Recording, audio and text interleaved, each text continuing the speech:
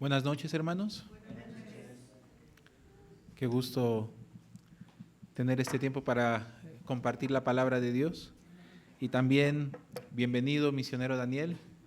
Es un gusto que nos acompañas. También para nosotros es un gran privilegio poder tenerte aquí con nosotros y que te sientas en tu casa, con tu familia. Esta va a ser tu casa durante un tiempo y tu familia para siempre. Amén. Entonces, hay muchas cosas que el Señor, que Dios prepara para nosotros que no imaginamos, que no soñamos, pero que el Señor bien tiene en su corazón. Entonces, la vida es muy hermosa cuando dedicamos en descubrir eso que el Señor preparó. Vamos a abrir la Biblia en el Salmo 139. Salmo 139.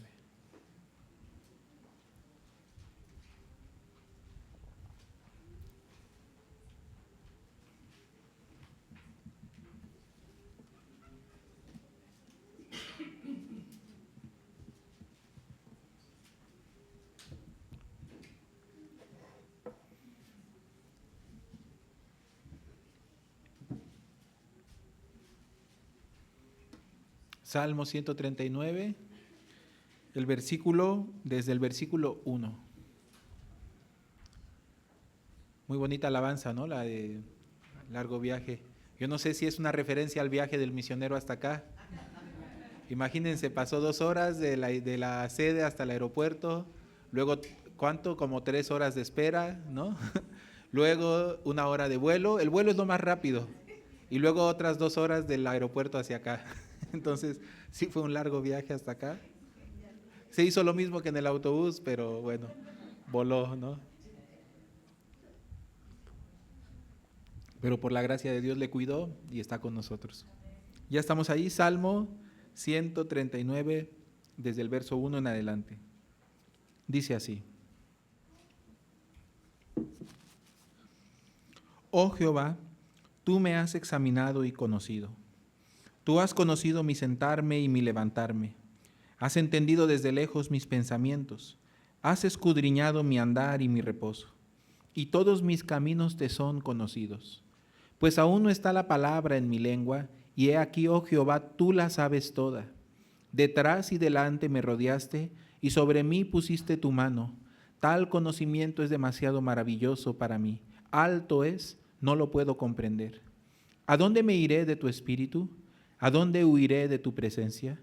Si subiera a los cielos, allí estás tú. Y si en el Seol hiciere mi estrado, he aquí allí tú estás. Si tomare las alas del alba y habitar en el extremo del mar, aún allí me guiará tu mano y me asirá tu diestra. Si dijera, ciertamente las tinieblas me encubrirán, aún la noche resplandecerá alrededor de mí. Aún las tinieblas no encubren de ti, y la noche resplandece como el día, lo mismo te son las tinieblas que la luz. Porque tú formaste mis entrañas, tú me hiciste en el vientre de mi madre. Te alabaré porque formidables, maravillosas son tus obras. Estoy maravillado, y mi alma lo sabe muy bien. No fue encubierto de ti mi cuerpo, bien que en oculto fui formado y entretejido en lo más profundo de la tierra. Mi embrión vieron tus ojos, y en tu libro estaban escritas todas aquellas cosas, que fueron luego formadas, sin faltar una de ellas. Cuán preciosos me son, oh Dios, tus pensamientos, cuán grande es la suma de ellos, si los en número se multiplican más que la arena. Despierto y aún estoy contigo. Hasta allí. Nosotros no dimensionamos ni valoramos el alcance de la salvación de Dios, del amor de Dios por nosotros. Por eso siempre tenemos un pensamiento como si Dios fuese humano, como si Dios fuese un hombre. Nosotros creemos que el corazón de Dios cambia, pero el corazón de Dios no es cambiante. Él no es hombre para que mienta, ni hijo de hombre para que se arrepienta. Cuando una vez Él jura, cuando Él hace pacto, su pacto es eterno, inamovible, inmutable. Y su amor por nosotros lo es también. Entonces la Biblia da promesas preciosísimas. Por ejemplo, aquella donde dice que si alguien puede hacer y lograr que el sol no salga, ¿no? Entonces puede hacer que su promesa se mueva. ¿Qué quiere decir? Nadie puede lograr mover aquella naturaleza que mueve al universo mucho menos pueden mover las promesas de Dios. ¿Y nosotros podremos mover las promesas y el amor de Dios para con nosotros? En ninguna manera. Entonces el rey David entendió que él formaba parte de algo muy grande, más especial, como si fuese una corriente en la cual por más que tú nades contra ella, ella te va a arrastrar. Una vez yo escuché la explicación de algunos físicos, de algunos científicos acerca del fluir del tiempo, porque el tiempo es uno de los misterios más grandes de la ciencia. Nadie sabe en realidad qué es el tiempo, solo cómo lo percibimos nosotros, pero no lo entendemos. Y entonces acerca del tiempo decían que en realidad en el universo ya existe todo hecho. Es decir, no es como que las cosas van sucediendo poco a poco, sino en realidad por el movimiento y la naturaleza del universo, diferentes objetos y fenómenos se encuentran en diferentes puntos del tiempo, pero el universo o el tiempo en realidad ya está todo formado. Y ante esto hacen una pregunta: ¿entonces existe el libre albedrío? Ellos lo hacen, no es una cosa filosófica, ellos mismos se lo preguntan. ¿Dónde queda nuestra elección si en realidad pasado, presente y futuro, todo es algo, un solo espacio ya terminado? Y entonces para ellos se dan cuenta que el futuro ya existe, ¿no? Y el pasado ya existe y el presente también existen, todos existen al mismo tiempo, es algo muy extraño.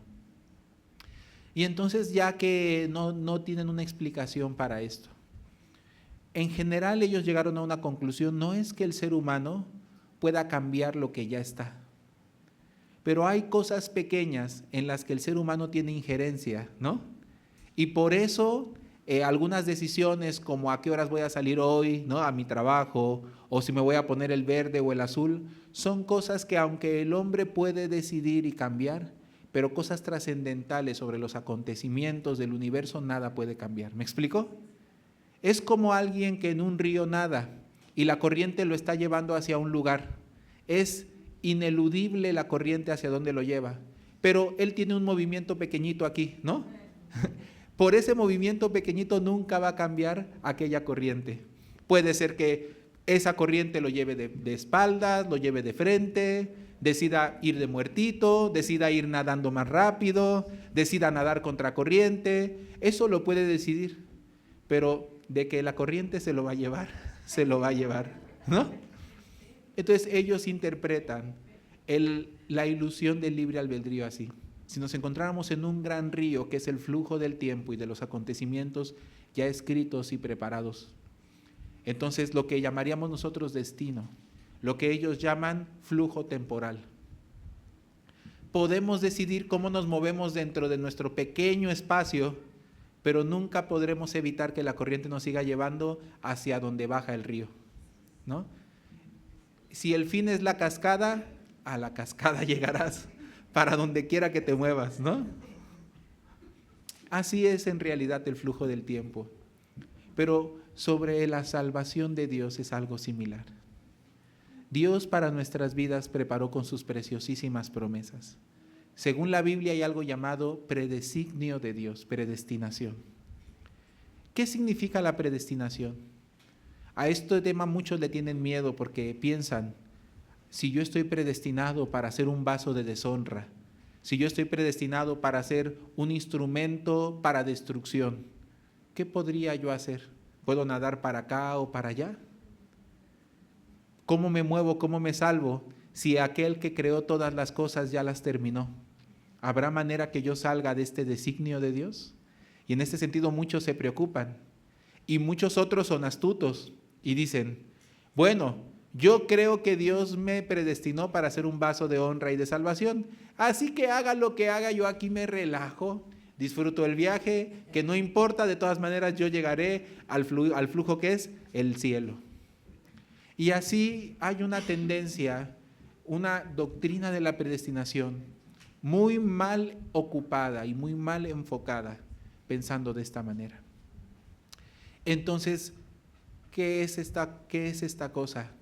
¿Habrá o no una elección? ¿Habrá o no un libre albedrío? ¿Por qué lo digo? Porque aquí el Salmo nos está explicando, el autor del Salmo se dio cuenta de algo. está definitivamente y completamente envuelto en lo que Dios preparó para él. ¿Qué dice? Por detrás, por delante me rodeaste. ¿No es así? Sobre mí pusiste tu mano. Ninguno de mis caminos te son desconocidos, tú los hiciste todos. ¿Y qué más dice? Ni siquiera está la palabra en mi boca y he aquí tú ya la sabes toda.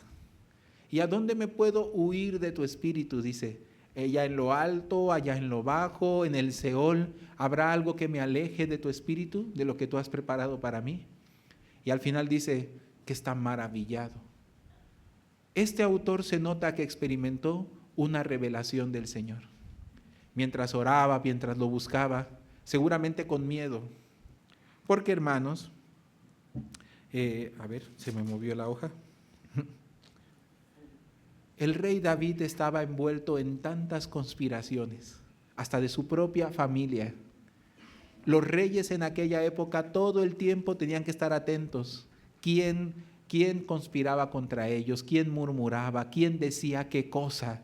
Y tenían que preocuparse de todo esto, pues para conservar su reinado. Recuerden ustedes la paranoia del rey Saúl, el anterior a David. Que David, amándolo y procurándolo y defendiéndolo y guardándolo y llamado también para calmar aquellos demonios que atormentaban al corazón de Saúl. Mientras la Biblia, como dice, mientras los demonios atormentaban al corazón del rey Saúl y escuchaba voces y empezaban los miedos, entonces el rey David cantaba alabanzas con su arpa y alejaba aquellos pensamientos y entonces calmaba su corazón, le llenaba de paz, de esperanza. Y entonces, pero en una ocasión ni el rey David lo pudo calmar, porque él comenzó, los pensamientos comenzaron a arremeter contra el rey David y empezó a sentir que el rey David conspiraba contra él y que estaba ahí para tomar su trono. ¿Por qué razón? Bueno, tenía algo de cierto. Como Dios ya le había desechado, él sabía que el hombre conforme al corazón de Dios reinaría en su lugar.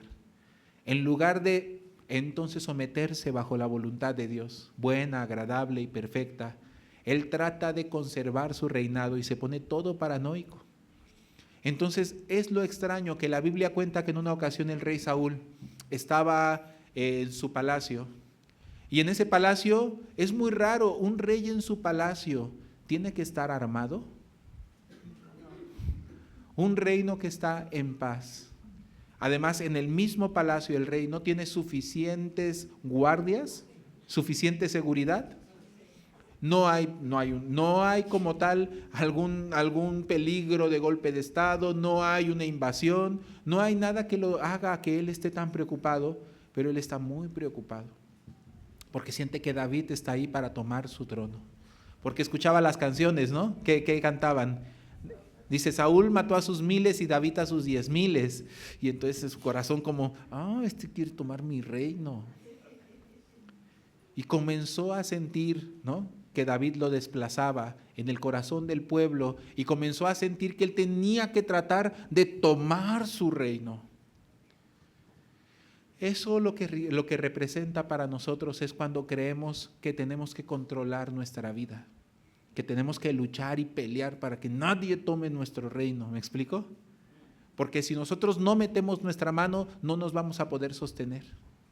Nos afanamos creyendo que las cosas las podemos sostener nosotros y comenzamos a depender de nuestro inútil y pequeñísimo esfuerzo ante el flujo del destino.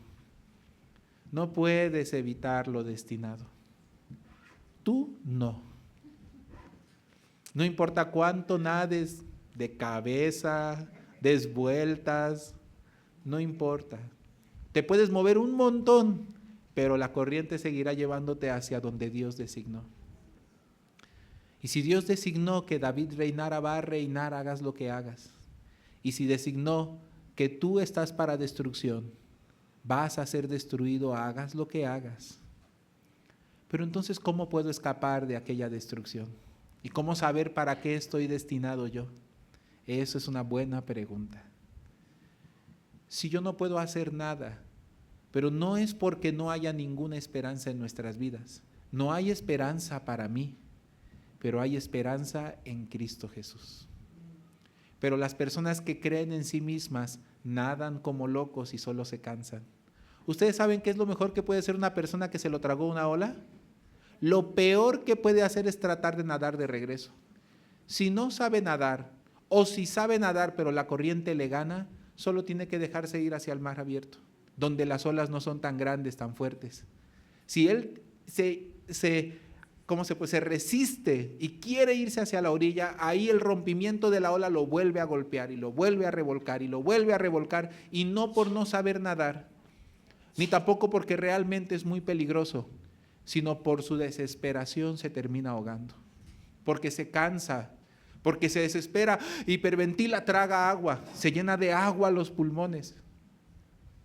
Y luego si alguien lo quiere rescatar por su desesperación, ahoga al que lo quiere rescatar. Absolutamente no puedes hacer nada contra olas gigantes. Deja que te lleve, flota, déjate llevar. Y luego cuando estés en la parte tranquila, espera gritando. Entonces alguien vendrá a rescatarte. Esa es la forma correcta. O la otra forma es una técnica de natación que no les voy a enseñar aquí porque es culto, no es clases de natación. Es nadar de manera inclinada, como se dice, paralela a la costa. No procurar ir de frente, porque de frente siempre la resaca te va a regresar. Pero eso sí sabes nadar. Si no sabes nadar, no tiene ningún sentido. Mejor esperar que alguien te salve. Esta situación se parece mucho al arrepentimiento verdadero. Cuando tú más quieres tratar de ganarte la salvación y la bendición de Dios, cuando tú más quieres tratar de solucionar y arreglar las cosas, parece que más te revuelca la ola. Yo he visto siempre el gran problema, la desesperación, como si pudieran ir contra la ola. Es absurdo. Tiene que dejar que la ola lo lleve a un agua más calmada, más tranquila. Que hay muchas costas que, por cierto, en la parte profunda de repente tienen un poquito de lugar donde te puedes levantar. Te puedes parar y ahí esperar. Pero bueno, las personas que no saben les asusta, les da miedo. Me va a llevar hasta allá y luego allá nadie va a poder ir por mí. Pero por esa desesperación termina cansándose y ahogándose. No importa cuánto hagas, tú te vas a cansar. Esta es la situación de Saúl. Quiere nadar contra la ola, quiere nadar contra su destino. Aquí él debería de rendirse y esperar en la gracia, en la misericordia de Dios. Por si acaso alguno de ustedes se siente muy cansado, muy ahogado, muy revolcado por la ola, ¿cuándo se va a dejar rendir y esperar en la salvación de Jehová? Amén. Dice la Biblia, esperad la salvación de Jehová. Confía en Él, dice, y Él hará. Estad quietos, dice, y ved la salvación de Jehová. Pero eso de estar quietos, tendríamos que recibir unas clases de Cristian Castro, yo creo, ¿no? Él decía, ¿no? Que ve que la gente no sabe cómo no hacer nada. Bueno, en parte tiene razón en el sentido espiritual, ¿no? ¿Qué puede hacer Saúl contra Dios? Porque miren, si Dios es por nosotros, ¿quién contra nosotros? Pero si Dios no es por nosotros, ¿qué a nuestro favor? ¿Cómo peleamos? ¿Contra quién peleamos? ¿Cómo nos mantenemos? ¿Cómo nos sostenemos si Dios no es con nosotros? Entonces más vale la pena, ¿no?, tirar la toalla y esperar en Dios. Porque si Dios no está de mi lado, si Dios no se pone a mi favor, ¿yo podré vencer la corriente del destino? Entonces, según la Biblia, la predestinación está dividida en dos caminos, dos cursos: la destrucción y la salvación. Es así, ¿no? Si ustedes entonces de repente van al metro, yo recuerdo que cuando estaba en Veracruz recién conocía la iglesia, siempre seguido para los eventos que se hacían en Toluca, los campamentos mundiales, habría campamento mundial y también había, ¿cómo se llama?, el taller para voluntarios. Y yo iba seguido, tenía que hacer escala por Ciudad de México para llegar a Toluca, siempre llegaba al metro y yo tenía que aprenderme muy bien las direcciones del metro. Yo soy un jarocho de marca y como buen jarocho yo no sé nada del metro. Por eso yo iba repitiéndome qué dirección yo debo de tomar.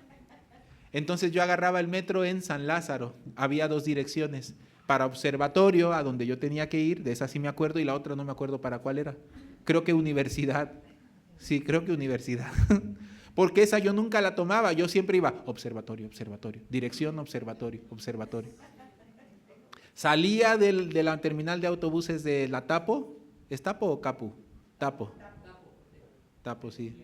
Es que Capu es la de Puebla, ya tengo todos los recuerdos mezclados. Y a la Tapo te deja directo en San Lázaro. Ahí tú tienes dos opciones: dirección observatorio, dirección me parece que es universidad. Y entonces allí, dependiendo a cuál dirección tú te subas, ahí vas a llegar. Si yo me subo a la dirección observatorio, dentro del vagón observatorio, ¿no? Dentro del vagón al que yo me subí, yo puedo sentarme aquí, yo puedo sentarme allá, yo puedo pararme, yo puedo moverme así, puedo ponerme de espaldas, puedo pelearme adentro, pero no va a cambiar absolutamente nada hacia dónde voy a terminar. ¿Me explico? Y lo mismo sucede si tomo la dirección universidad. Voy a llegar a universidad, aunque yo corra hacia el sentido contrario al que va el tren. Bueno, esto mismo sucede con los predesignios de Dios, la predestinación. Hay un vagón que nos lleva a la salvación, que tiene una dirección, salvación. Y hay otro tren, ¿no? Otro vagón que tiene la dirección contraria, la destrucción, la perdición. ¿Cuál yo puedo tomar?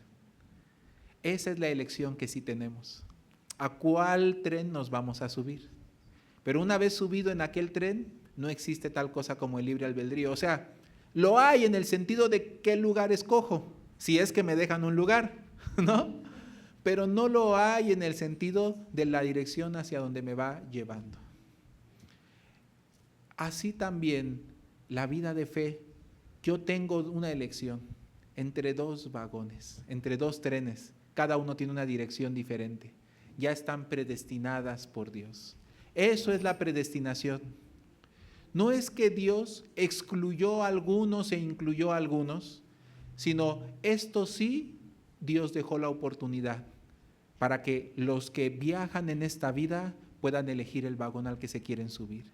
Y la predicación del Evangelio consiste en presentar las dos direcciones, los dos destinos. ¿Y tú cuál eliges? Un tren que tiene la dirección a observatorio, ¿no? Es decir, a la salvación, a la bendición. Ese tren se llama la gracia y es Jesucristo. Amén. Y para tomar ese tren tienes que dejar el otro, en el que toda la humanidad va. Podríamos decir, el tren pequeñito que lleva a la salvación contra el tren grande y espacioso. Ancho y espacioso es el tren que lleva a la perdición. Y muchos andan por él. ¿Cuál es ese otro tren llamado perdición? Por las obras humanas, por el empeño, el esfuerzo humano, donde yo soy el protagonista, el que quiere lograr, el que quiere hacer. Sin darme cuenta, me estoy subiendo a un tren que no me lleva a la salvación, me lleva a la perdición. Por eso el enfoque de toda la Biblia tan fuertemente, tan directamente enfocado en el tema de sobre las obras o la fe.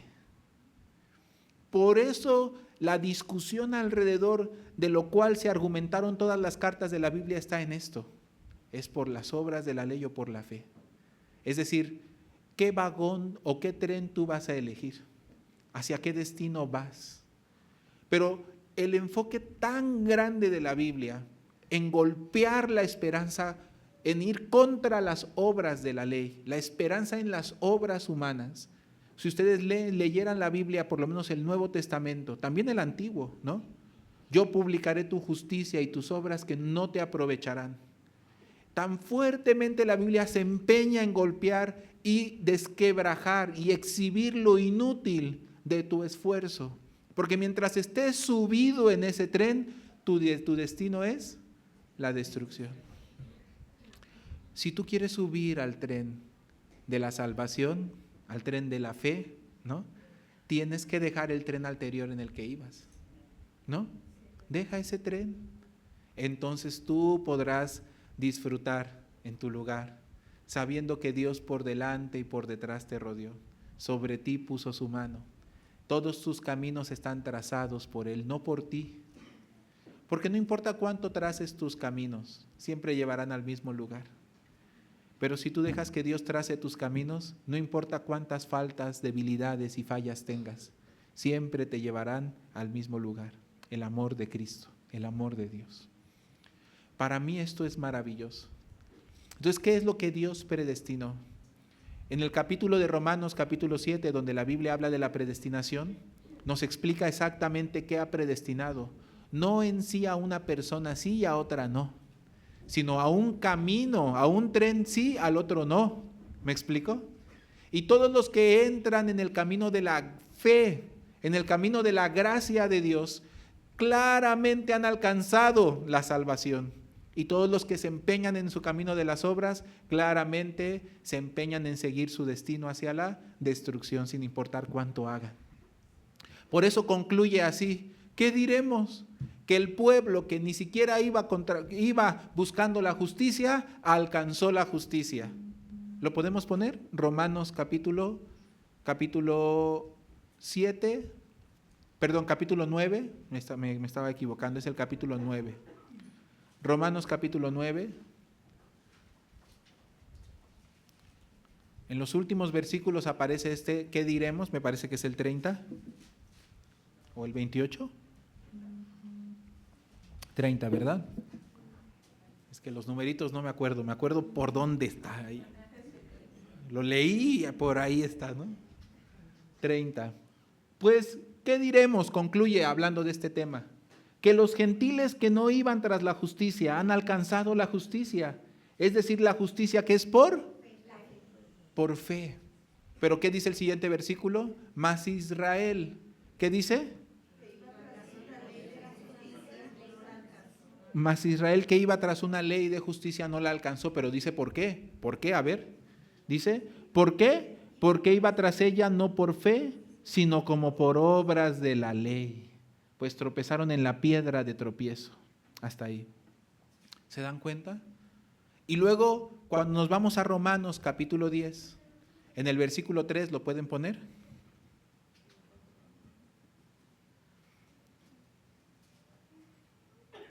Vamos a leer desde el anterior, desde el 2, dice así: porque yo les doy testimonio, hablando de los que iban tras una ley de justicia por sus obras, dice, yo les doy testimonio de que tienen celo de Dios. No es que no quieran servir a Dios, no es que no quieran agradar a Dios, no es que no estén apasionados por Dios.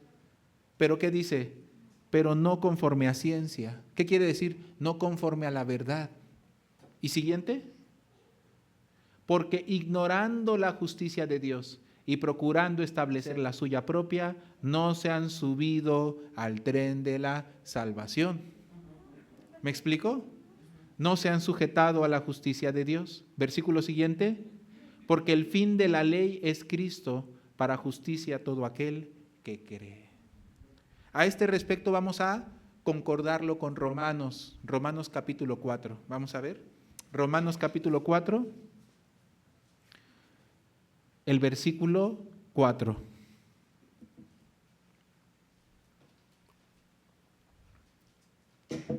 Pero al que obra, no se le cuenta el salario como gracia, sino como deuda. Mas al que no obra, sino cree en aquel que justifica al impío, su fe le es contada por justicia. Siguiente, como también David habla de la bienaventuranza del hombre, a quien Dios atribuye justicia sin obras, diciendo, bienaventurados aquellos cuyas iniquidades son perdonadas y cuyos pecados son cubiertos. Bienaventurado el varón a quien el Señor, y aquí varón también quiere decir mujer, no inculpa de pecado. Es por fe, es por confiar en Jesucristo, en lo que Él hizo por nosotros. La confianza en Dios es el vagón o es el tren que ya tiene su dirección establecida, la salvación. También en medio de las obras de nuestra vida, de bajarnos de aquel tren llamado mi esfuerzo y subirnos a aquel tren llamado esperanza y fe en Dios. Eso es lo que traerá a buen término nuestras obras. Amén. ¿En qué tren estamos subidos? Expliqué esto para hablar sobre Saúl. Saúl, ¿en qué tren estaba subido? Vamos a pensar. ¿Alguno de ustedes tiene duda en qué tren me encuentro? Bueno, no tiene que dudar mucho. Toda la humanidad yace bajo el tren llamado, que lleva la dirección infierno y destrucción. Eso es innegable. Miren, vamos a ver Romanos capítulo 3, el versículo 23.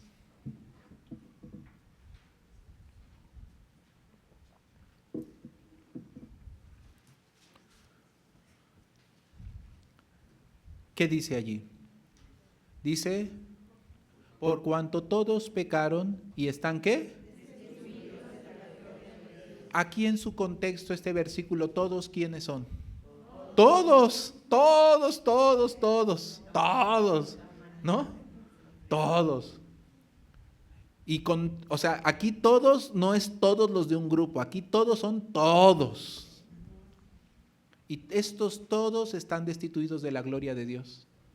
Pero ¿qué dice el versículo siguiente? Siendo justificados, ¿de qué manera? Gratuitamente. ¿Y de qué manera también? Y por su gracia. ¿Mediante qué? Muy bien, entonces sí hay una salida del tren de la destrucción. Pero tienen que soltar aquel tren de la destrucción, que es las obras. Suéltense de esa liana de la que están aferrados, para que puedan agarrarse de la otra, que los aferra a ustedes. Porque eso es lo que dice el Salmo que hoy leímos. El brazo de Jehová lo sostiene, ¿no? Lo cubre, lo guarda, lo dirige. No puede escaparse de ese brazo, porque ha venido a refugiarse en él. ¿Cómo me refugio en Dios entonces? Como dice aquí, el pueblo que no iba tras la justicia, pero alcanzó la justicia, es decir, la justicia que se obtiene por la fe. Es decir, por venir a descansar en él. ¿Quiénes son los que se escapan de la predestinación a la destrucción y vienen a sentarse en el tren que se dirige a la salvación? Sino aquellos que se dan cuenta hacia dónde se dirigían. Por eso la Biblia nos está advirtiendo, nos está diciendo, hay dos trenes, hay dos caminos, dos carreteras. Una tiene dirección infierno, otra tiene dirección cielo. Una tiene dirección destrucción, otra tiene dirección salvación. No hay más. Y esta te lleva a la destrucción, la de creer en ti mismo, en tus obras, en tus esfuerzos. El depender de tus méritos, de tus capacidades, te va a llevar inherentemente a la destrucción, a la jactancia, al orgullo, a la altanería y finalmente a la miseria. No solamente hablando del reino celestial, hasta hablando de esta vida. Te va a llevar a la frustración, al cansancio. Vas a terminar como el rey Saúl, enloquecido, cargado, afanado, con una lanza y una espada en su propio palacio, porque tiene que cuidar su reino, que nadie se lo quite. Más bien, que nadie se lo quito, o sea, lo quito, ¿no? Así termina él. Pero el rey David, ¿con qué andaba en medio de guerras, conspiraciones, en medio de muchos que procuraban matarlo, su mal, de aquí para allá, gente que procuraba asesinarlo, perseguirlo, tribulaciones, dificultades, entre cuevas, huyendo? ¿En qué confiaba David cuando las cosas se ponían más difíciles? Y David no tenía una lanza y una espada, David tenía una arpa y cantaba. Cuando la cosa estaba más difícil, y sus hombres lo aprendieron de él, ¿no?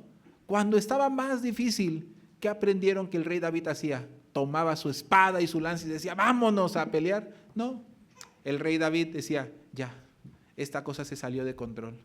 Todos estaban esperando que David se pusiera en modo loco, ¿no? Modo berserk, ¿no? Y en vez de eso, David, ya es tiempo de sacar mi poderosísimo secreto, mi arma misteriosa. Y todos, David va a sacar su arma secreta. Y sacaba un arpa y empezaba, ¿no? Por detrás y por delante me rodeaste, ¿no? Empezaba, pon tus ojos en Cristo. Y todos. Aunque camine en valle de sombra de muerte, no temeré mal alguno, porque tú estarás conmigo, ¿no? Este salmo que leímos es del rey David. Aderezas mesa delante de mis angustiadores. Así cantaba. Empezaba sus salmos hablando de lo terrible que estaba la situación, pero terminaba lleno de esperanza, pero tú estás conmigo. Y esa era su arma secreta, subirse al vagón, ¿no? Recordar que estaba en el tren donde es Dios quien le guarda, quien tiene preparado un camino para él. Por eso él nunca procuró defenderse a sí mismo, sino dejar que Dios lo defendiera. A Dios le agradó, lo llegó a llamar el hombre conforme al corazón de Dios. Eso es muy hermoso, ¿saben? Parece que es un fracasado dejado, pero así como piensan de él que es fracasado y dejado, Dios le va dando victoria en todas sus batallas y solamente produce la ira de los envidiosos, que como Caín, ¿no? Que se esforzó para dar su ofrenda, pero fue desechado. Pero Abel, quien confió en el sacrificio de un cordero, fue aceptado. Entonces, ¿no teníamos un versículo allí? A ver, ¿pueden ponerlo? Para seguir el hilo, porque ya se me fue. Romanos 3:23, ¿no? 3:24. Entonces, ¿qué dice? Siendo justificados gratuitamente por su gracia a través de la redención que es en Cristo Jesús. Un día Saúl estaba ya tan atormentado que hasta el rey David lo quiso atravesar con la lanza. Entonces ya nos damos cuenta, ¿por qué Saúl andaría con una lanza en su propio palacio? Porque ya estaba loco y cargado de sostener su propio camino, su propio destino. ¿Alguno de ustedes no se siente ya cansado de eso? Hermanos, pues recibimos la salvación. ¿A qué tren nos subimos? Al del Evangelio, ¿no es así? Al de Jesucristo, al de la fe. Ese que dice ahí, el que dice, ¿no? Los que alcanzaron la justicia, es decir, la que viene por la fe. Pero otros que aunque buscaban la justicia nunca la alcanzaron, porque andaban tras ella no por fe, sino como por obras de la ley. Depender de mí mismo. No, hermanos, Cristo nos consiguió las bendiciones. Cristo nos consiguió, nos ganó, nos compró la salvación. Cristo ya nos compró, ya consumó. Todos nuestros problemas ya han sido cargados en esa cruz. Eso que ustedes creen que no tiene ninguna solución ya fue resuelto. Ya tiene su justa resolución en la cruz. Entonces hay los que escapan de aquel tren. Como dice, todos estábamos destituidos de la gloria de Dios, pero cuando se manifestó nuestro Señor Jesucristo, se manifestó el puente que nos traslada de la destrucción a la salvación. Por eso dice, para que anunciéis las virtudes de aquel que los llamó de las tinieblas a su luz admirable. Nos hizo renacer. Con su muerte morimos al camino de aquella destrucción. Y con su resurrección, de repente resucitamos en un nuevo tren, el tren de la bendición, el tren de la salvación. Hay una canción de los niños que es así, ¿verdad? El tren de la salvación. Y entonces, ¿cómo va esa canción? Yo camino en la línea del Señor, dicen. En el tren de la salvación. Sí, se la saben. ¿Qué significa? Estoy en su tren. El destino está listo. El Señor nos llevará a buen término como lo prometió. Ya está hecho. Amén. Entonces miren lo que la Biblia dice acerca de nosotros. Vamos a ver en Efesios capítulo 2. Efesios capítulo 2.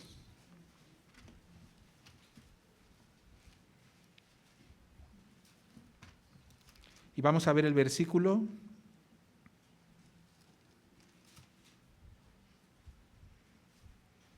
1.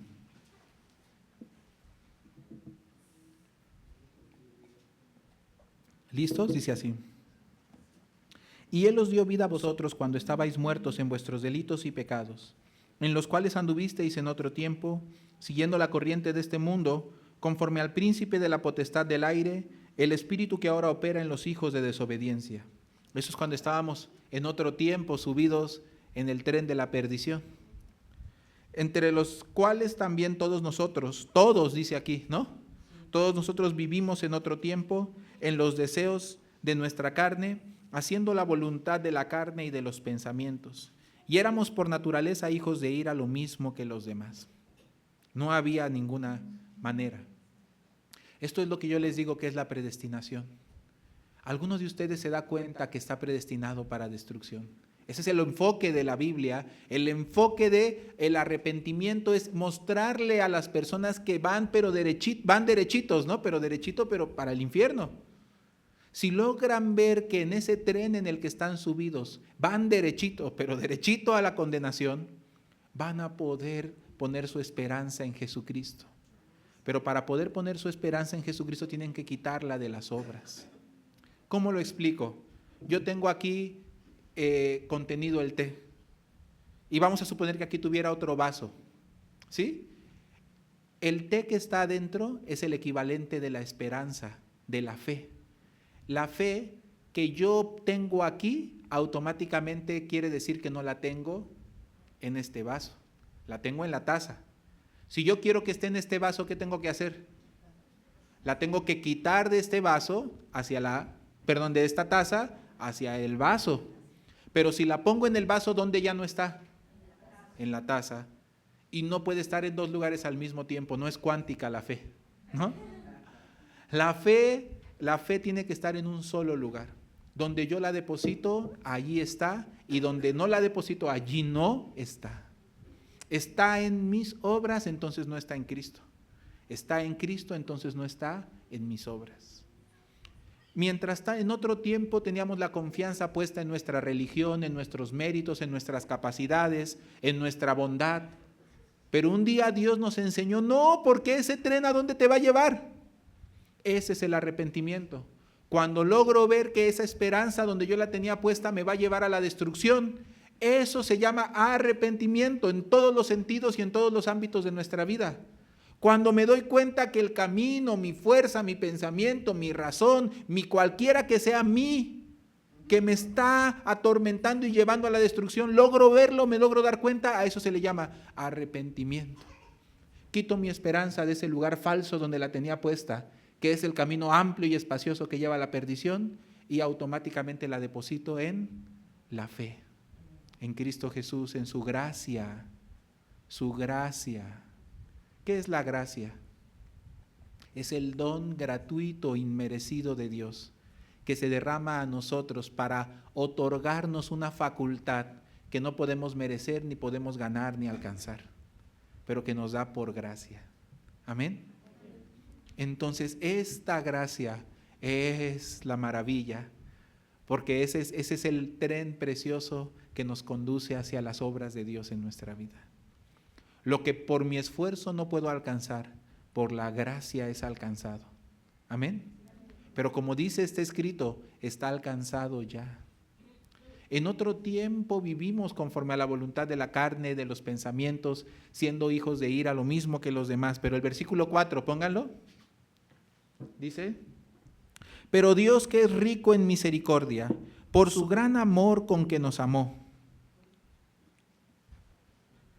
aún estando nosotros, ¿cómo? ¿Cómo estábamos? ¿Cuándo nos amó? ¿Cuando ya estábamos justificados, salvos? ¿Cuando ya estábamos limpiecitos? ¿Cuando ya nos presentó ante Él ya limpios y sin pecado, ya nos amó en ese momento? No. ¿Cuándo nos amó? Por su gran amor con que nos amó. ¿Cuándo nos amó con su grande amor? Dice, aún estando nosotros muertos en pecados, nos dio vida juntamente con Cristo. ¿No es así? Por gracia sois salvos. Nos regaló a su Hijo Jesucristo. A través de su muerte y su resurrección, formar un túnel. Yo lo veo así, como el Chapo. Perdón. Perdón que yo use este mal ejemplo. Estaba en la cárcel, pero hizo un túnel, ¿no es así? Y ese túnel lo llevaba afuera de la cárcel. Bueno, ¿quién hizo el túnel para sacarnos de la cárcel? para trasladarnos al tren de la salvación? Jesucristo hizo el túnel.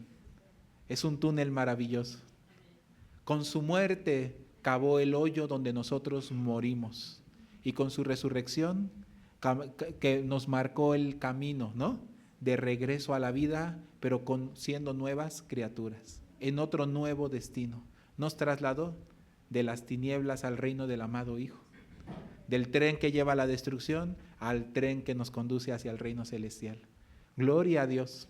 Nos teletransportó con su muerte, nos sacó de la destrucción, y con su resurrección nos colocó en la salvación. Amén. Por eso Romanos capítulo 6, a ver, déjenme ver. No se quiten de Efesios. Mejor en la pantalla pongan Romanos capítulo 6 para que no nos perdamos. El versículo.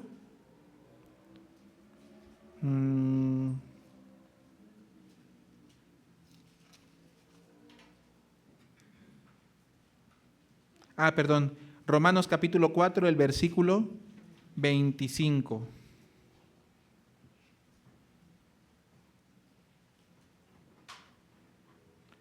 El cual fue entregado por nuestras transgresiones y resucitado para nuestra. Ahí está. Entonces su muerte pagó por nuestros pecados y su resurrección nos ha justificado, nos ha resucitado ya justificados, ya santificados en Cristo Jesús. Es maravilloso. Regresemos entonces a Efesios, versículo 6. Y juntamente con Él nos resucitó, y asimismo nos hizo sentar en los lugares celestiales con Cristo Jesús. ¿Ya? Juntamente con Él nos resucitó y nos hizo sentar en los lugares celestiales. Así que acomódense en su lugar celestial porque se han subido al tren de la salvación. Amén. Dice, para mostrar en los siglos venideros las abundantes riquezas de su gracia en su bondad para con nosotros en Cristo Jesús. Porque por gracia sois salvos por medio de la fe, y esto no de vosotros, pues es don de Dios, no por obras para que nadie se gloríe, porque somos hechura suya, creados en Cristo Jesús. ¿Para qué? Para buenas obras. Fíjense qué interesante. No por obras para que nadie se gloríe, para que nadie ponga su esperanza en que por sus obras fue salvado. Sin embargo, no nos salvó para andar de vagos, aunque no nos salvó por las obras, pero sí nos salvó para buenas obras. ¿No es así? Y aquí es donde entran las famosas obras, que todo el mundo dice, ¿y las obras dónde están?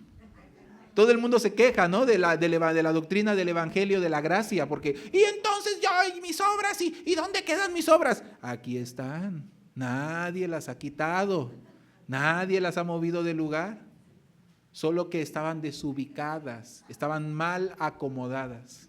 No es que no creamos en las obras, sino que estaban mal acomodadas, mal distribuidas, ¿no? Ese es el gran problema con muchas de las doctrinas falsas que andan hoy en día en el cristianismo. No es que en la Biblia no aparezca, sí aparece, pero está desordenado. Quieren empezar por la división, la multiplicación y las ecuaciones de cálculo diferencial, pero nunca aprendieron a sumar y a restar. Entonces totalmente se cuatrapean. Quieren correr si ni siquiera aprendieron a gatear, ¿no? Quieren hablar de vida de fe si ni siquiera nacieron de nuevo. Quieren llevar la vida de fe en el tren de la destrucción. Y ahí andan en el tren de la destrucción, orando, pidiéndole a Cristo, haciendo obras de bondad, pero siguen en el tren de la destrucción. Y andan en el tren de la destrucción profetizando, echando fuera demonios, hablando nuevas lenguas, haciendo muchos milagros. Y andan en el tren de la destrucción ayunando y ayudando a los que están ahí también en el mismo tren. Y solamente los pasan de un vagón a otro del mismo tren. Porque en ese mismo tren hay gente buena y hay gente mala. Solamente los pasan en el vagón del tren de la destrucción, los pasan del vagón de la gente mala al vagón de la gente buena en el mismo tren. Pero nunca han sido trasladados del tren de la destrucción al tren de la salvación. Ese es gran problema. Nicodemo, eres maestro de Israel y no sabes cómo nacer de nuevo. A este respecto Jesucristo habló seriamente y dijo, ustedes van haciendo prosélitos de todas las naciones y cuando los predican y los convierten como ustedes, los hacen doblemente más hijos del infierno de lo que ya eran. Porque al menos los que van en el vagón de los malos se dan cuenta, estoy a la destrucción. Pero el problema de los que van en el vagón de los buenos, aunque van en el mismo tren, pero dicen, no, yo soy bueno. Pues por bueno se va a ir al infierno. Más le valdría entender que ese tren a dónde lleva. Obras buenas, obras malas, igual por las obras no vamos a ir al reino celestial, sino al infierno.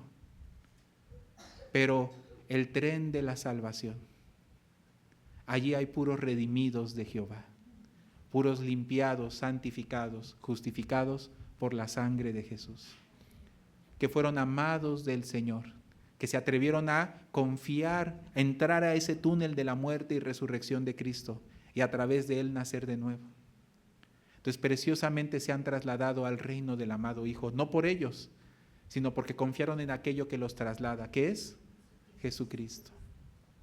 Ahora en ese tren, ahora sí, Dios ha preparado preciosas obras para ellos. Amén. Pero estas obras no son las que van a determinar dónde va a terminar, porque el tren de todas maneras llega al mismo destino, ¿no es así? Al reino celestial.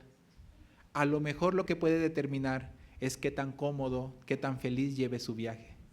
Porque aún en el tren de la salvación hay los que van muy felices, llenos de esperanza, y también hay los que van topando con cada obstáculo, ¿no? Y dándose de topes, aunque van a llegar al mismo destino, pero todos tranqueados, ¿no?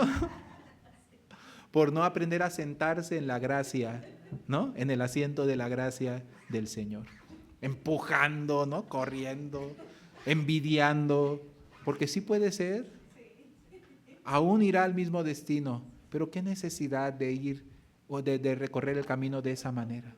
Por eso la Biblia nos enseña para qué nos salvó, no por obras, pero sí para buenas obras. Ahí están, ya tranquilos, sí hay obras, pero esas obras ¿de dónde vienen? Miren, vamos a ver en el libro de Santiago capítulo 2 también. Santiago capítulo 2.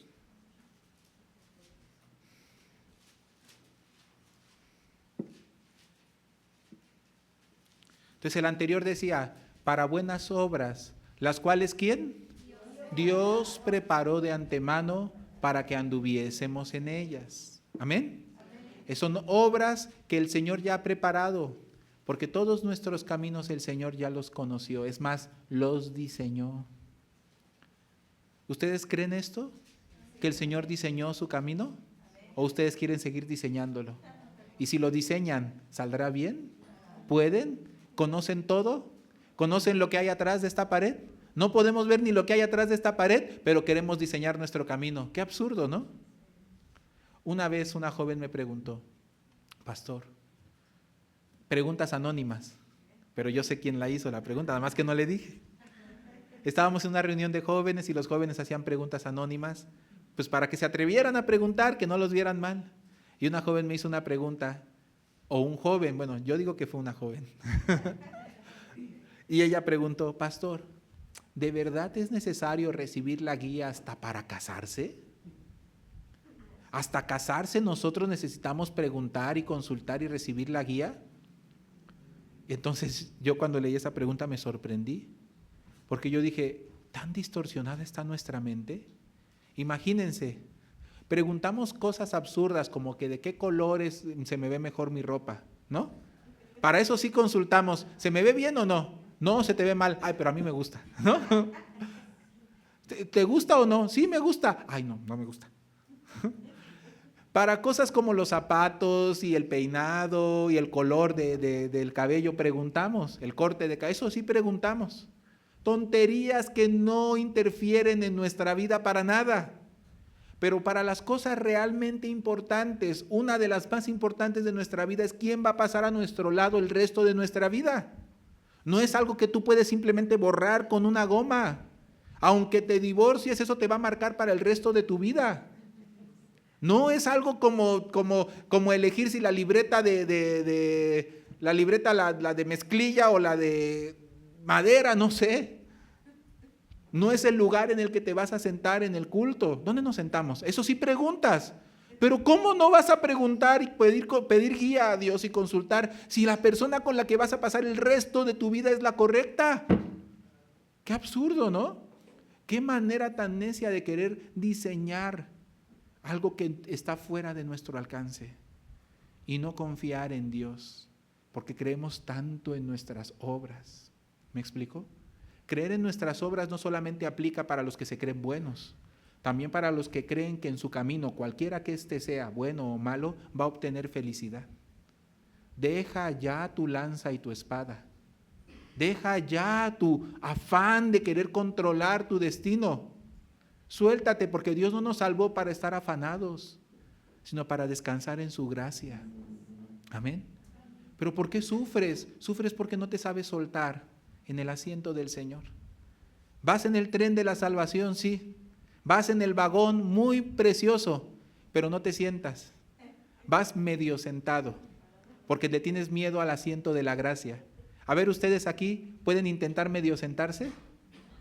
O sea, ni parado ni sentado, sino medio. Medio que confío en la silla. A ver, inténtenlo. Pónganse medio sentados, a ver. ¿Cuánto tiempo aguantarían? Medio siéntense, a ver. O sea, como que entre que se recargan en la silla y no. ¿Cómo se siente? ¿Cómodo? No, es una tortura. Es una tortura. Hay gente que de repente le toca, porque no hay espacio, sentarse en un rinconcito entre que se recarga y no, o cuando la silla está rota, ¿sí o no? Y cuando la silla está rota, entre que se sostiene el mismo, pero que se recarga. Es horrible. Y muchos llevan la vida de fe así, ¿no? Entre que se sientan, pero dicen, no, pero yo también me sostengo. Por eso estás tan difícil. Siéntate pues. Ay, pero ¿y si me tira? No te tira. No te tira. El Señor es fiel. No te salvó para que estuvieras medio sentado. Te salvó para que pudieras disfrutar el viaje, mirar por la ventana y decir, cuán maravillosas son sus obras, ¿no? Así es. Esta vez yo visité el Cañón del Sumidero en Chiapas, cuando me invitaron a compartir. Y en el Cañón del Sumidero es precioso. Pero hay momentos en los que tú sientes, como la lancha se va moviendo, que las paredes se vienen hacia ti, porque son inmensas e imponentes. Y también, como la lancha se mueve y se balancea por el agua, de repente sientes como que o que se va a voltear o te vas a salir. Pero los que ya conocen la lancha, se sientan y hasta disfrutan los angoloteos. Échele, échele. Y de repente el lanchero hasta se hace sus vueltas así medias acrobáticas y todos, ¿no? Hasta alzan las manos, ¿no? Y la salpicada del agua es sabroso. Y es bonito cuando uno confía, pero cuando uno tiene miedo, ay Dios mío, es terrorífico, ¿no? La vida con el Señor se confía. Amén.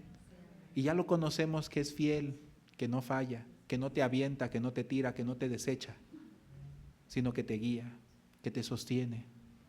Por detrás y por delante me rodeaste, y sobre mí pusiste tu mano. Tal conocimiento es demasiado maravilloso para mí. Alto es, dice, no lo puedo comprender. ¿Por qué tienen tanta angustia y guerra en su corazón? ¿No saben dónde se vinieron a sentar? ¿No estamos en la mano del Señor? ¿No todos nuestros caminos le son conocidos? ¿Ustedes creen que el camino en el que se encuentran ahora le son desconocidos al Señor? Él sabe. El hecho de que el misionero esté aquí, ¿no? ¿Es un camino desconocido para Dios? No, Él trazó su camino. Y aquí todo lo que vas a vivir el Señor lo conoce bien. Pero es una aventura descubrir los caminos que Dios trazó para nosotros. Las buenas obras que Dios preparó de antemano para que anduviésemos en ellas. ¿No las quieren descubrir? Yo he pasado un tiempito de mi vida, no mucho. Pasé mucho tiempo diseñando mi vida. Solo terminé en una pared sin salida, en un laberinto, sin poder salir. Pero el Señor me trasladó a un nuevo camino que es de descubrir sus maravillas. Esta confianza en Dios me inspiró. Me eché totalmente sobre sus brazos. Vamos a ver a dónde me lleva el Señor. Total, a donde yo me llevé solo fue destrucción. Pero yo me eché sobre las manos del Señor. A ver, ¿dónde me llevas? Y de repente ya estaba yo así como les digo, medio como en una montaña rusa. Señor, ¿a dónde me llevas? ¿No? Esto yo no lo estaba esperando. No, a Ciudad de México. No, Señor. Sentía como la bajada, ¿no? Cuando la montaña rusa sube y dices, ¿a poco? ¿A poco no? No, no, y Dios te lleva. Ándele, ¿cómo no? Cuando me llevó a Puebla, cuando me llevó a Veracruz, cuando me llevó a otros lugares a compartir, cuando me llevó con unas personas a predicarle, siempre era, no, no, no, no, ándele, abra su boca, comparta el evangelio. Y siempre al final decía, otra, otra, otra. Así de vuelta en vuelta, de curva en curva, pero siempre mostrándome sus obras maravillosas, como en el cañón del sumidero. Siempre que salíamos de una curva, oh, esto tú eres, Señor, esto tú has preparado. No hay necesidad de apretar mi puño, mi mano para tratar de sostenerme. Siéntate, ocupa tu lugar, sé un espectador. El Señor tiene preparado para ti.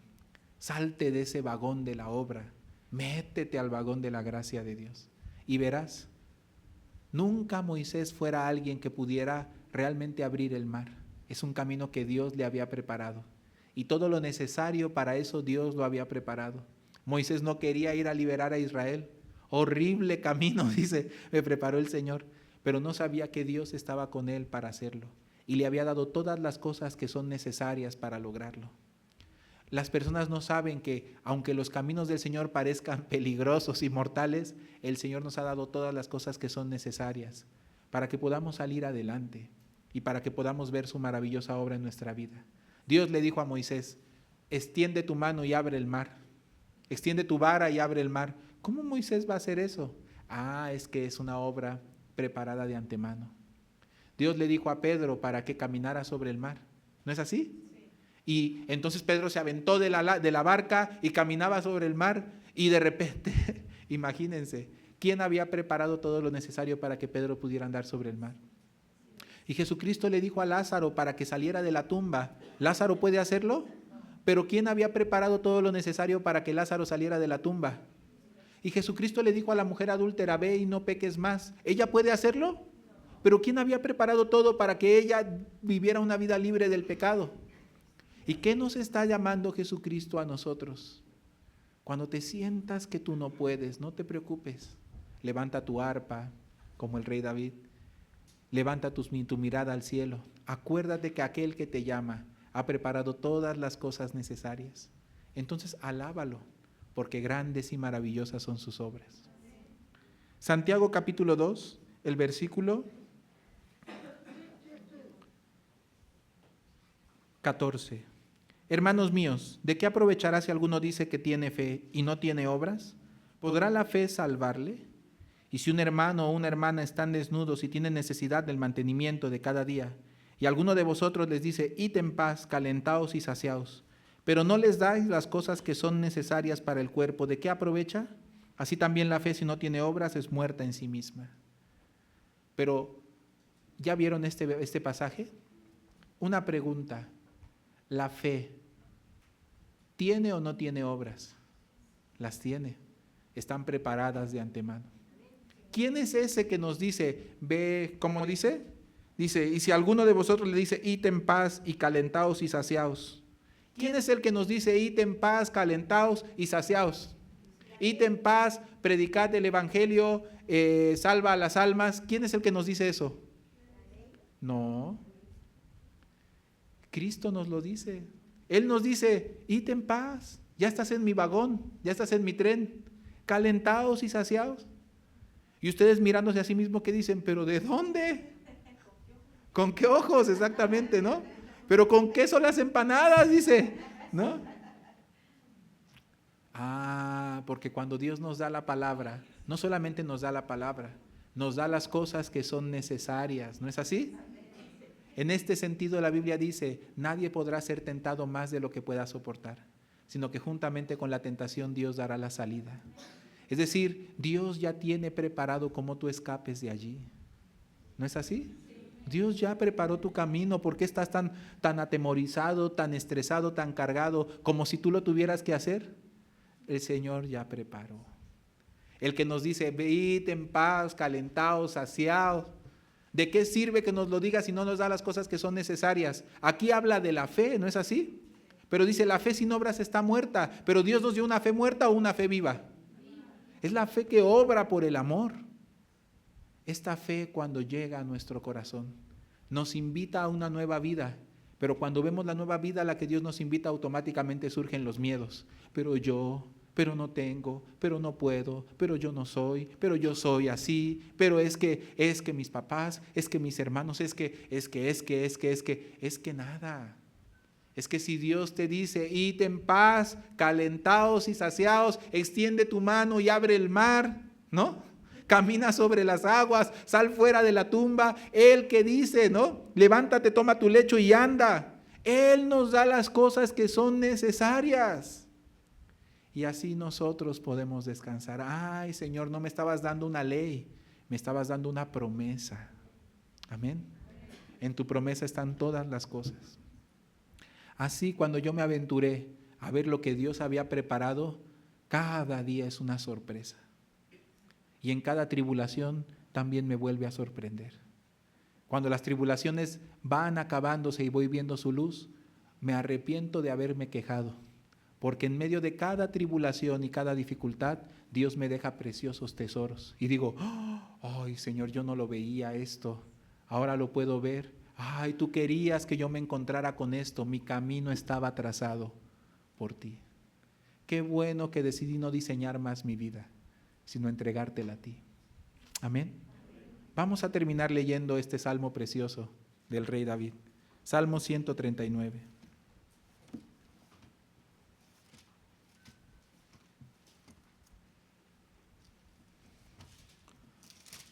Dice: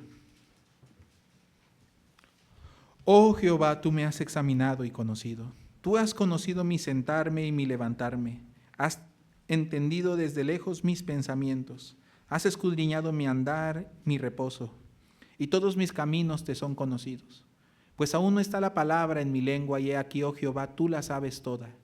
Detrás y delante me rodeaste y sobre mí pusiste tu mano. Tal conocimiento es demasiado maravilloso para mí, alto es, no lo puedo comprender. ¿Saben qué significa que por detrás y por delante nos rodeó y sobre nosotros puso su mano? No hay absolutamente nada que nos pueda apartar de Él, ni en el pasado ni en el futuro. Amén. Por detrás y por delante nos rodeó. ¿Qué significa? Tu camino está rodeado por Cristo. Nada se saldrá de allí. ¿Y qué dice? Tal conocimiento es demasiado maravilloso para mí. ¿Pero qué dice? Pero es muy alto, no lo puedo comprender. ¿A dónde me iré de tu espíritu? ¿Y a dónde huiré de tu presencia? Si subiere a los cielos, allí estará. Y si en el Seol hiciere mi estrado, he aquí tú allí estás. Si tomare las alas del alba y habitar en el extremo del mar, aún allí me guiará tu mano y me asirá tu diestra. Asirá quiere decir me sostendrá, me agarrará. Dice, si dijere, ciertamente las tinieblas me encubrirán, aún la noche resplandecerá alrededor de mí. Porque eso es la naturaleza de un salvo. Brilla aún en medio de sus dificultades por la esperanza que tiene en Jesucristo. Aún las tinieblas no encubren de ti, y la noche resplandece como el día. Lo mismo te son las tinieblas que la luz. Porque tú formaste mis entrañas, tú me hiciste en el vientre de mi madre. Te alabaré porque formidables, maravillosas son tus obras. Estoy maravillado, y mi alma lo sabe muy bien. No fue encubierto de ti mi cuerpo, bien que en lo oculto fue formado y entretejido en lo más profundo de la tierra. Mi embrión vieron tus ojos, y en tu libro estaban escritas todas aquellas cosas que fueron luego formadas, sin faltar ninguna de ellas. Cuán preciosos me son, oh Dios, tus pensamientos, cuán grande es la suma de ellos. Si los enumero, se multiplican más que la arena. Despierto y aún estoy contigo. Este pasaje me recuerda que nos separará del amor de Dios. Tribulación, angustia, persecución, peligro, hambre, desnudez o espada. Dice, ninguna de estas, ¿no? Dice, ni la vida, ni la muerte, ni lo alto, ni lo profundo, ni el presente, ni el porvenir, ni ángeles, ni principados, ni potestades, ni ninguna cosa creada nos podrá separar del amor de Dios que es en Cristo Jesús, Señor nuestro. Aquí para nosotros es algo maravilloso. Por eso el Señor nos invita a que descansemos en Él, confiemos en Él, le dejemos el diseño de nuestro camino que Él ya tiene perfectamente preparado. La suma de sus pensamientos no son maravillosos. Como está escrito, Dejen de poner su mirada en la tierra, es decir, en nosotros mismos. Pongamos nuestra mirada arriba, donde está Cristo sentado a la diestra de Dios. Dice, porque habéis muerto y vuestra vida está escondida con Cristo en Dios. Ustedes no van a encontrar sus pensamientos, ni tampoco sus esperanzas, ni tampoco sus sueños, ni tampoco su camino, ni su vida mirándose a ustedes mismos.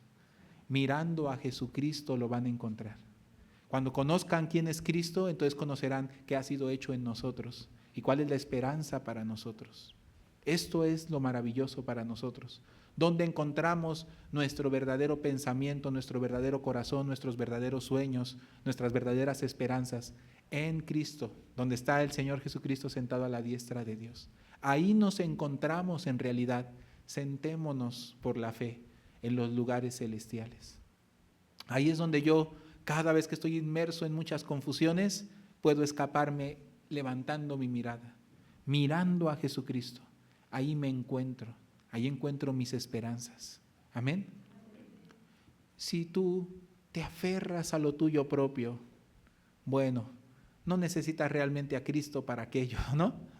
Es muy falto, muy pequeño lo que tú puedas imaginar o soñar. Pero la suma de los pensamientos del Señor que tiene para ti, los caminos que trazó para ti, no tienes idea. Realmente son majestuosos y preciosos.